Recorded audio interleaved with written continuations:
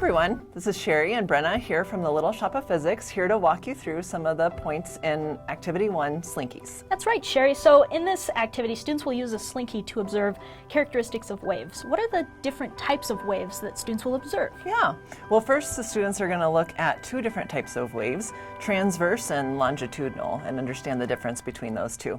Here we'll insert a little clip to show you what these will look like. The longitudinal wave is a wave that travels in the direction of the Slinky. You can see the compressions as they go along. And the transverse wave is usually what students think of when you first say wave.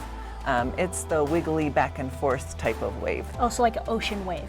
Like an ocean wave, Nice. Yeah. Sound waves would be an example of the longitudinal wave. They're a compression wave of the air. Light, which we're going to go into a lot of detail with in this kit, is a transverse wave, and what makes it interesting is it's actually two transverse waves, one wiggling this way and one wiggling this way, but they're paired together. That's insane. So what are some of the concepts and characteristics that students will discover as they play with these Slinkies? The first thing kids will have discovered after just a short amount of free play with the Slinkies is that when they send waves from one end to the other, there will be waves that reflect off the far end and come back. And those will interfere with the waves being sent out. But isn't the interference going to cause an issue? It might seem like it would be, but we're actually going to use that wave interference to our advantage. If we can match the wave amplitude and frequency of the waves we send out to the waves being reflected, we can set up a standing wave pattern. Huh, that's awesome. And I think we even challenged students in the write-up to set up these standing waves. Now, you used a lot of complicated vocabulary like amplitude and frequency and wavelength, things like that. So can you define some of those terms for us? Yeah, absolutely. So the different patterns that students will set up on their Slinkies, we call those harmonics. And so we can make different harmonics of standing waves. And if your students can get to that seventh harmonic, I will be seriously impressed. That's I like wasn't able to do it seven myself. peaks, right? 7 Yeah, peaks. that's yeah. crazy. They have to wave the Slinky back and forth. Really very quick. work at it, Yeah, yeah. exactly. And when they're looking at these standing waves, waves that appear to be standing still, that allows us to get a really good look at some of the wave properties, like wavelength, where we can call wavelength the distance from one wave peak to another wave peak, or a trough to a trough.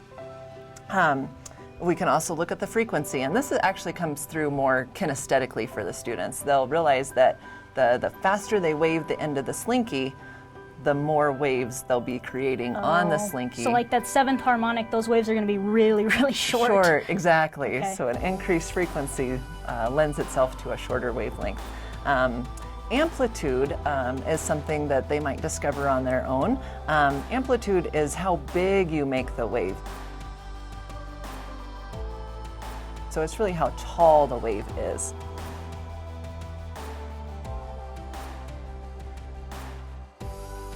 Throughout the write-up, the word medium is used here and there, and medium is just a fancy word that means the material the wave is moving through.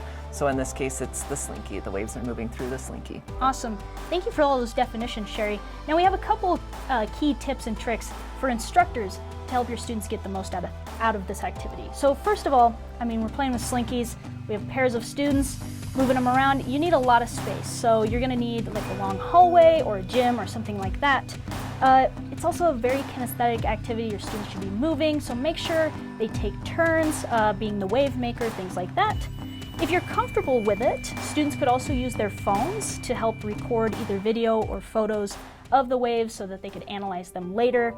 Or if you're not comfortable with that, they could just use whiteboard markers or a notebook to record their observations and then analyze that back in the classroom. Yeah. And also, Slinkies are notorious for getting tangled. So have your students keep them on the floor, otherwise you're going to end up with a giant Slinky knot. Yeah, and the activity ends more quickly than you would wish for it to. Because yeah. it has to, not voluntary. Yeah, that's right. And so really the most important thing we want out of this activity is for kids to experience the Slinkies kinesthetically, because it really sticks with them, all that wave terminology, and they'll come back and visit that over and over again over the next few lessons.